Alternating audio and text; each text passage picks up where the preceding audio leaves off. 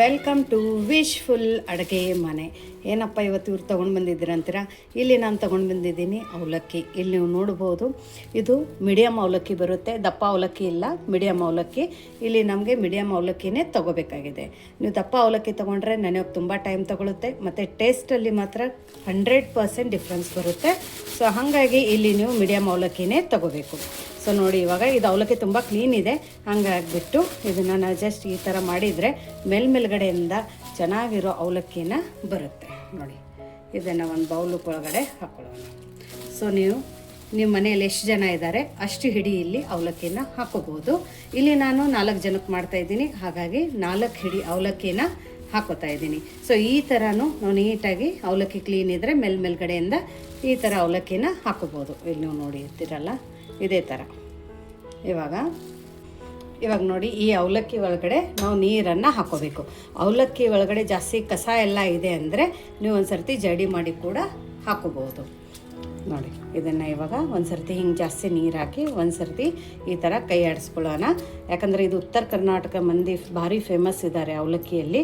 So ನಾವು ಹೇಳಿರೋದು ಪ್ರತಿಯೊಂದು ಟಿಪ್ಸನ್ನು ಫಾಲೋ ಮಾಡಿ. ಕೆಲವೊಬ್ಬರಿಗೆ ಅವಲಕ್ಕಿ ನೆನೆಸೋಕೆ ಬರೋದಿಲ್ಲ, ಹಂಗಾಗಿ ಅವರು ಕೂಡ ನೀವು ಅವಲಕ್ಕಿದು ಏನೇ ರೆಸಿಪಿ ಮಾಡಿದ್ರು ಅದನ್ನು ಯಾವ ಥರ ನೆನೆಸೋದು ಅಂತ ಹೇಳ್ಕೊಡಿ ಅಂತ ಕೇಳಿದ್ದಾರೆ. ಸೊ ನೋಡಿ, ಇವಾಗ ಇದರ ಒಳಗಡೆದು ಎಲ್ಲ ನೀರನ್ನು ತಕ್ಕೊಂಡು ಬರೋಣ. ಇಲ್ಲಿ ನೋಡಿ, 2 ಸಲ ಇಲ್ಲಿ ನಾನು ಚೆನ್ನಾಗಿರೋ ನೀರನ್ನು ಹಾಕ್ಕೊಂಡು ಅವಲಕ್ಕಿನ ತೊಳ್ಕೊಂಡು ಬಂದಿದ್ದೀನಿ. ನೋಡಿ, ಒಂದು ಸ್ವಲ್ಪ ಈ ಥರ ಪ್ರೆಸ್ ಮಾಡಿದರೆ ಒಂದು ಸ್ವಲ್ಪ ನೀರು ಹನಿಯುತ್ತೆ. ಸೊ ಇಷ್ಟಾದರೆ ನಮಗೆ ಇದ್ರೊಳಗಡೆ ನೀರು ಇರಬೇಕು, ತುಂಬ ಜಾಸ್ತಿ ನೀರನ್ನು ತೆಗಿಬಾರ್ದು. ನೀವು ಪೂರ್ತಿ ನೀರನ್ನು ತಕ್ಕೊಂಡಿದ್ರೆ ಏನಾಗುತ್ತೆ ಅಂದರೆ ಅವಲಕ್ಕಿ ಹಾರ್ಡಾಗುತ್ತೆ, ಆಮೇಲೆ ನಮ್ಗೆ ಬೇಕಾಗಿರೋವಂಥ ಸಾಫ್ಟ್ನೆಸ್ ಈ ಅವಲಕ್ಕಿಗೆ ಬರೋದಿಲ್ಲ. ಹಂಗಾಗ್ಬಿಟ್ಟು ಇದು ಮೇನ್ ಟಿಪ್ಸ್ ಇದೆ, ಇದನ್ನು ಮಾತ್ರ ಮಿಸ್ ಮಾಡಬೇಡಿ. ಒಂದು ಸರ್ತಿ ಈ ಥರ ತೆಳಗ ಮೇಲೆ ಮಾಡಿ ಈ ಥರ ಸ್ಪ್ರೆಡ್ ಮಾಡ್ಕೊಳ್ಳೋಣ. ಇವಾಗ ಇದ್ರ ಮೇಲ್ಗಡೆ ಇಮಿಡಿಯೇಟಾಗಿ ಒಂದು ಮುಚ್ಚಳನ ಮುಚ್ಚಬೇಕು. ಕೆಲವೊಬ್ರು ಏನು ಮಾಡ್ತಾರೆ ಅಂದರೆ ಅವಲಕ್ಕಿನ ನೆನೆಸ್ತಾರೆ, ಆಮೇಲೆ ಗಾಳಿಗೆ ಅದೇ ಥರ ಬಿಡ್ತಾರೆ. ಅದೇ ಥರ ಬಿಟ್ಟರೆ ಅವಲಕ್ಕಿ ಹಾರ್ಡಾಗುತ್ತೆ. ಯಾಕಂದರೆ ಇದ್ರ ಒಳಗಡೆ ಒಂದು ಸ್ವಲ್ಪ ಮಾಯ್ಶ್ಚರ್ ಇರಬೇಕು, ಅವಾಗ ಅವಲಕ್ಕಿ ಉಪ್ಪು ಹುಳಿ ತುಂಬ ಚೆನ್ನಾಗಿ ಎಳ್ಕೊಳ್ಳುತ್ತೆ ಮತ್ತು ಸಾಫ್ಟ್ನೆಸ್ ಬರುತ್ತೆ. ಇದು ಮೇನ್ ಟಿಪ್ಸ್ ಇದೆ. ಸೊ ಈ 2 ಟಿಪ್ಸನ್ನು ನೀವು ಮಿಸ್ ಮಾಡೋಕ್ಕೆ ಹೋಗಬೇಡಿ. ಒಂದಂದರೆ ಅವಲಕ್ಕಿ ತೊಳೆಯೋದು ಮೆಥಡು ಹೇಳಿದ್ದೀನಿ, ಅದರ ನಂತರ ಅವಲಕ್ಕಿನ ಈ ಥರ ಮುಚ್ಚಿಡೋದು ಯಾಕೆ ಅಂತಲೂ ಕೂಡ ಹೇಳಿದ್ದೀನಿ. ನಿಮಗೆ ಮತ್ತೆ ಏನಾದರೂ ಡೌಟ್ಸ್ ಇದ್ರೂ ಕಮೆಂಟ್ ಮೂಲಕ ಕೇಳ್ಬೋದು. ಸೊ ಇವಾಗ ಇದು ಮುಚ್ಚಿಟ್ಟಿರುವಂಥ ಅವಲಕ್ಕಿನ ಪಕ್ಕಕ್ಕಿಡೋಣ. ಇವಾಗ ಇಲ್ಲಿ ಕಡಾಯಿನ ಇಡೋಣ. ದಪ್ಪ ತಳ ಕಡಾಯಿನ ಇಡಬೇಕು. ಕಡಾಯಿ ಬಿಸಿ ಮಾಡೋಕೆ ಇಟ್ಕೊಂಡು ಇದ್ರ ಒಳಗಡೆ 4 ರಿಂದ 5 ಸ್ಪೂನ್ ಎಣ್ಣೆ ಹಾಕ್ಕೊಳ್ಳೋಣ. ಎಣ್ಣೆ ಚೆನ್ನಾಗಿ ಕಾಯ್ದ ನಂತರ ಸಾಸಿವೆ ಹಾಕ್ಕೊಳ್ಳೋಣ. ಆಮೇಲೆ ಸ್ವಲ್ಪ ಜೀರಿಗೆ ಕೂಡ ಹಾಕ್ಕೊಳ್ಳೋಣ. ಸಾಸಿವೆ ಜೀರಿಗೆ ಚೆನ್ನಾಗಿ ಚಟಪಟ ಅನ್ನಬೇಕು. ನೋಡಿ, ಸಾಸಿವೆ ಜೀರಿಗೆ ಚಟಪಟ ಅಂತಂಗೆ ಇದ್ರ ಒಳಗಡೆ ಒಂದು ಸ್ವಲ್ಪ ಕಡಲೆ ಬೀಜನ ಹಾಕ್ಕೊಳ್ಳೋಣ, ಶೇಂಗಾನ ಹಾಕ್ಕೊಳ್ಳೋಣ. ಕೆಲವೊಬ್ರು ಹುರಿದಿರೋ ಶೇಂಗಾ ಕೂಡ ಹಾಕೋಬಹುದು. ಇಲ್ಲಿ ನಾನು ಹಸಿ ಶೇಂಗಾನೇ ಅಂದರೆ ಹಸಿ ಕಡಲೆ ಬೀಜನೇ ಹಾಕೋತಾ ಇದ್ದೀನಿ. ಇದರಿಂದ ರುಚಿ ತುಂಬ ಚೆನ್ನಾಗಿ ಬರುತ್ತೆ, ಆಥೆಂಟಿಕ್ ಫ್ಲೇವರು, ಆಥೆಂಟಿಕ್ ಟೇಸ್ಟ್ ಬರುತ್ತೆ. ಇದನ್ನು ಲೋ ಫ್ಲೇಮಲ್ಲಿ 1 ನಿಮಿಷ ಇದೇ ಥರ ಮಿಕ್ಸ್ ಮಾಡ್ಕೊಳ್ಳೋಣ. ಕಡಲೆ ಬೀಜದೊಂದು ಸ್ವಲ್ಪ ಕಲರ್ ಚೇಂಜ್ ಆದಂಗೆ ಇದ್ರ ಒಳಗಡೆ ಹಸಿ ಮೆಣಸಿನ್ಕಾಯಿನ ಹಾಕ್ಕೊಳ್ಳೋಣ. 2 ಈರುಳ್ಳಿನ ಕಟ್ ಮಾಡಿ ಹಾಕ್ಕೊಳ್ಳೋಣ. ಇವಾಗ ಹಾಕ್ಕೊಳ್ಳೋಣ ಕರಿಬೇವು. ಇವಾಗ ಇದೆಲ್ಲನೂ ನೀಟಾಗಿ ಮಿಕ್ಸ್ ಮಾಡ್ಕೊಳ್ಳೋಣ. ಈ ರೆಸಿಪಿಗೆ ಈರುಳ್ಳಿ ಅವಲಕ್ಕಿ ಇದ್ದರೆ ಸಾಕು, ಈ ರೆಸಿಪಿ ರೆಡಿ ಆಗುತ್ತೆ. ನೀವು ಹಸಿಮೆಣಸಿನ್ಕಾಯಿನ ಖಾರನ ನೋಡಿಬಿಟ್ಟು ಹಾಕೋಬೋದು. ನೋಡಿ, ಈರುಳ್ಳಿ ಇದು ಹಸಿ ವಾಸನೆ ಹೋಗೋ ತನಕ ಇಲ್ಲಿ ನಮಗೆ ಈರುಳ್ಳಿನ ಹುರ್ಕೋಬೇಕಾಗಿದೆ. ತುಂಬ ಜಾಸ್ತಿನೂ ಹುರ್ಕೋಬಾರ್ದು, ಜಸ್ಟ್ ಹಸಿ ವಾಸನೆ ಹೋದರೆ ಸಾಕು. ಸೊ ಇವಾಗ ಮೀಡಿಯಮ್ ಫ್ಲೇಮಲ್ಲಿ ನಾವು ಇದು ಈರುಳ್ಳಿ ಹುರ್ಕೊಳ್ಳೋಣ. ಆಲ್ಟರ್ನೇಟ್ ಆಗಿ ಇವಾಗ ನಮ್ಮದು ಅವಲಕ್ಕಿ ಏನಾಗಿದೆ ಅಂತಲೂ ಕೂಡ ನೋಡೋಣ. ನೋಡಿ, ಈರುಳ್ಳಿ ಹುರಿಯೋ ತನಕ ಇಲ್ಲಿ ನಾವು ಅವಲಕ್ಕಿ ರೆಡಿ ಮಾಡ್ಕೊಳ್ಳೋಣ. ಇಲ್ಲಿ ನೋಡಿ ಎಷ್ಟು ಚೆನ್ನಾಗಿ, ಎಷ್ಟು ಸಾಫ್ಟಾಗಿ ನಮ್ಮದು ಅವಲಕ್ಕಿ ಉದ್ರಾಗಿ ರೆಡಿಯಾಗಿದೆ. ನೋಡಿ, ಅವಲಕ್ಕಿನ ನೀವು ಇದೇ ಮೆಥಡಲ್ಲಿ ನೆನೆ ಹಾಕಬೇಕು. ಕೆಲವೊಬ್ರದ್ದು ಅವಲಕ್ಕಿ ಜಾಸ್ತಿ ನೆನೆಯುತ್ತೆ, ನಮ್ಮದು ಅವಲಕ್ಕಿ ನೆನೆಸೋಕೆ ಬರಲ್ಲ ಅಂತ ಸುಮಾರು ಜನ ಮೆಸೇಜ್ ಹಾಕ್ತಾ ಇರ್ತಾರೆ, ಕಮೆಂಟ್ ಹಾಕ್ತಾ ಇರ್ತಾರೆ. ಸೊ ಇವತ್ತೇ ನಾನು ಪ್ರಾಪರ್ ಮೆಥಡು ಕೂಡ ತೋರಿಸಿದ್ದೀನಿ, ಅವಲಕ್ಕಿನ ಯಾವ ಥರ ನೆನೆಸ್ಬೇಕು ಅಂತೇಳಿ. ಇವಾಗ ಏನು ಮಾಡೋಣ ಅಂದರೆ ಅವಲಕ್ಕಿ ಒಳಗಡೆನೆ ರುಚಿಗೆ ತಕ್ಕಷ್ಟು ಉಪ್ಪನ್ನು ಹಾಕ್ಕೊಳ್ಳೋಣ.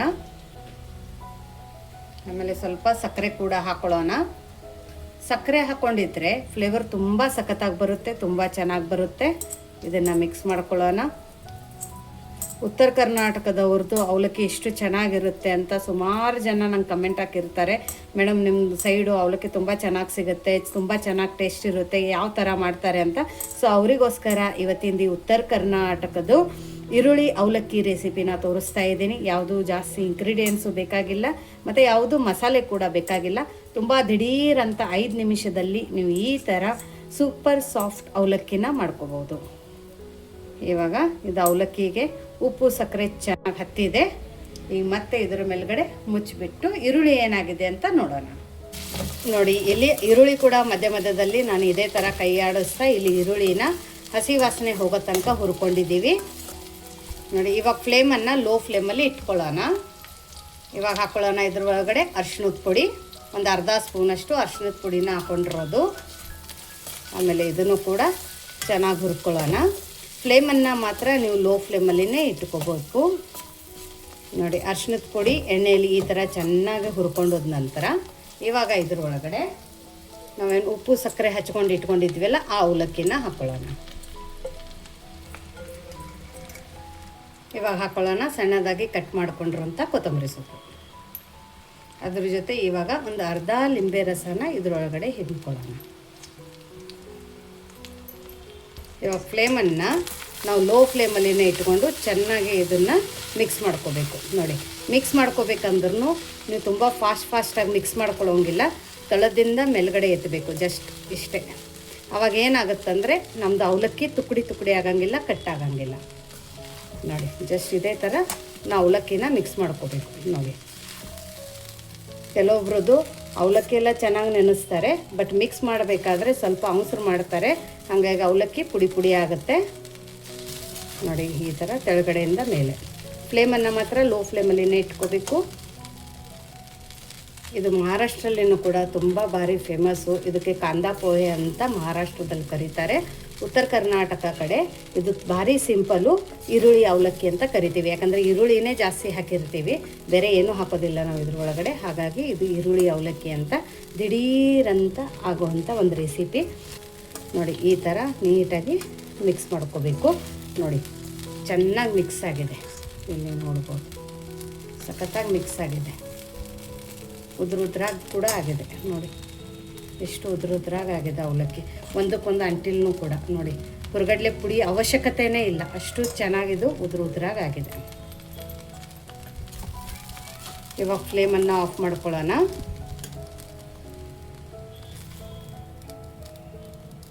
ನೋಡಿ, ಉದ್ರಾಗಿ ಇಷ್ಟು ಚೆನ್ನಾಗಿ ಅವಲಕ್ಕಿ ಆಗಿದೆ ಅಂತ. ನೋಡಿ, ಇದಕ್ಕೇನು ಫುಟಾಣಿ ಹಿಟ್ಟು ಬೇಕು, ಹುರ್ಗಡ್ಲೆದು ಹಿಟ್ಟು ಬೇಕಂತೇನಿಲ್ಲ. ತುಂಬ ಸಿಂಪಲ್, ತುಂಬ ದಿಢೀರು. ಬರೀ ಈರುಳ್ಳಿ ಅವಲಕ್ಕಿ ಹಸಿಮೆಣಸಿನ್ಕಾಯಿಂದ ಮಾಡ್ಕೊಂಡಿರೋಂಥ ಉತ್ತರ ಕರ್ನಾಟಕದ್ದು ಫೇಮಸ್ ಅವಲಕ್ಕಿ ಅಂತಲೂ ಅನ್ಬೋದು. ನಾ ಹೇಳಿರೋ ಪ್ರತಿಯೊಂದು ಟಿಪ್ಸನ್ನು ಫಾಲೋ ಮಾಡಿ ನಿಮ್ಮದು ಅವಲಕ್ಕಿ ಫೇಲ್ ಆಗೋಕ್ಕೆ ಚಾನ್ಸೇ ಇಲ್ಲ. ಇಷ್ಟೇ ಚೆನ್ನಾಗಿ ನಿಮ್ಮದು ಅವಲಕ್ಕಿ ಕೂಡ ಬರುತ್ತೆ. ಮೇಲ್ಗಡೆ ಒಂದು ಸ್ವಲ್ಪ ಕೊತ್ತಂಬರಿ ಸೊಪ್ಪು ಆಪ್ಷನಲ್ ಇದೆ. ಶೇವ್ ಇದ್ದರೆ, ಮಿಕ್ಸರ್ ಇದ್ದರೆ ಇದ್ರ ಮೇಲ್ಗಡೆ ಕೂಡ ಹಾಕ್ಕೊಡ್ಬೋದು. ಬಟ್ ಇದು ಇದೇ ಥರ ಸಿಂಪಲ್ಲಾಗಿ ಚೆನ್ನಾಗಿ ಅನಿಸುತ್ತೆ. ಇದರೊಳಗಡೆ ಆಲ್ರೆಡಿ ನಾವು ಲಿಂಬೆಹಣ್ಣನ್ನು ಹಾಕ್ಕೊಂಡಿದ್ದೀವಿ, ಲಿಂಬೆಹಣ್ಣಿನ ರಸ. ನೀವು ಬೇಕಂದರೆ ಯಾರಿಗಾದರೆ ಒಂದು ಸ್ವಲ್ಪ ಸಿಟ್ರಸ್ ತುಂಬ ಇಷ್ಟ ಆಗುತ್ತೆ, ಸೊ ಅವರಿಗೆ ನೀವು ಇನ್ನೊಂದು ಅರ್ಧ ಲಿಂಬೆ ಹುಳನ್ನು ಈ ಥರ ಇಟ್ಟು ಕೊಡ್ಬೋದು. ನೋಡಿ, ಅವಲಕ್ಕಿ ರೆಡಿಯಾಗಿದೆ. ಬಾಯಿಯಲ್ಲಿ ನೀರು ಬರ್ತಾಯಿದೆ.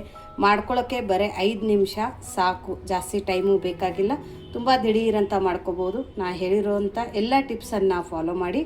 ನಾನು ಚಾಲೆಂಜ್ ಮಾಡ್ತೀನಿ, ನಿಮ್ಮ ಅವಲಕ್ಕಿ ಬರೀ ಸಂಜೆ ತನಕ ಅಷ್ಟೇ ಅಲ್ಲ, ನಾಳೆ ಬೆಳಗ್ಗೆ ತನಕನೂ ಕೂಡ ಇಷ್ಟೇ ಸಾಫ್ಟಾಗಿರುತ್ತೆ. ನಾನು ಹೇಳಿರೋವಂಥ ಎಲ್ಲ ಮೆಥಡನ್ನು ಟ್ರೈ ಮಾಡಿ. ಮಕ್ಕಳ ಲಂಚ್ ಬಾಕ್ಸಿಗಾಗಿರ್ಬೋದು, ನೀವೆಲ್ಲಾದರೆ ಪ್ರಯಾಣಕ್ಕೆ ಹೋಗಬೇಕಾದ್ರೂ ಕೂಡ ಬೆಳಗ್ಗೆ ಮಾಡಿಕೊಂಡು ಮಧ್ಯಾಹ್ನಕ್ಕೆ ತಿಂತೀನಿ ಅಂದ್ರೂ ಕೂಡ ಇಷ್ಟೇ ಚೆನ್ನಾಗಿ, ಇಷ್ಟೇ ಸಾಫ್ಟಾಗಿರುತ್ತೆ. ಇದ್ರ ಜೊತೆ ನೀವು ಬೇಕಂದರೆ ಮೊಸರು ಕೂಡ ಹಾಕ್ಕೊಂಡು ತಿನ್ಕೋಬೋದು. ಮೊಸರು ಜೊತೆ ಅಂತೂ A1 ಅಂತ ಅನ್ಬೋದು, ಅಷ್ಟು ಚೆನ್ನಾಗಿ ಟೇಸ್ಟ್ ಬರುತ್ತೆ. ಇದನ್ನು ಟೇಸ್ಟ್ ಮಾಡಿ ನೋಡೋಣ. ತುಂಬಾ ಸಖತ್ತಾಗಿದೆ. ನೀವು ಒಂದು ಸರ್ತಿ 1 ಸ್ಪೂನ್ ಈ ಅವಲಕ್ಕಿ ತಿಂದರೆ ಬಾಯಿಯಲ್ಲಿ ಹಾಗೆ ಕರಗೋಗುತ್ತೆ. ಅಷ್ಟೇ ಸಾಫ್ಟಾಗಿದೆ, ಅಷ್ಟೇ ಚೆನ್ನಾಗಿದೆ. ಒಂದು ಸರ್ತಿ ಡೆಫಿನೆಟಾಗಿ ಟ್ರೈ ಮಾಡಿ. ಹೇಗೆ ಬಂತು ಅಂತ ನನಗೆ ಕಮೆಂಟ್ ಮೂಲಕ ತಿಳಿಸೋದನ್ನು ಮರಿಬೇಡಿ. ಮತ್ತೆ ಸಿಗೋಣ ಇದೇ ಥರ ಹೊಸ ರುಚಿ, ಹೊಸ ಅಡುಗೆ ಜೊತೆ ವಿಶ್ಫುಲ್ ಅಡುಗೆ ಮನೆಯಲ್ಲಿ. Thank you.